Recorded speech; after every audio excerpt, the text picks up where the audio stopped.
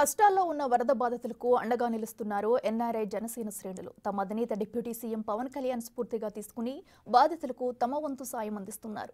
వరద బాధితుల ఆహారం కోసం ఉపయోగపడే 15 టన్నుల ఆహార సామాగ్రిని సమకూర్చారు జన సైనికులు. 20 లక్షలు విలువ చేసే ఆహార సామాగ్రి పంపిణీ చేసేందుకు సిద్ధమయ్యారు. చేబ్రోలులోని పవన్ కళ్యాణ్ నివాసంలో ఆహార సామాగ్రిని సిద్ధం చేశారు.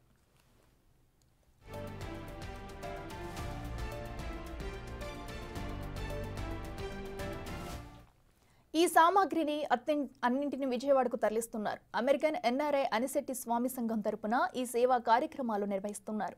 రానున్న రోజుల్లో డిప్యూటీ సీఎం పవన్ కళ్యాణ్ స్ఫూర్తితో మరిన్ని సేవా కార్యక్రమాలు చేస్తామని తెలిపారు.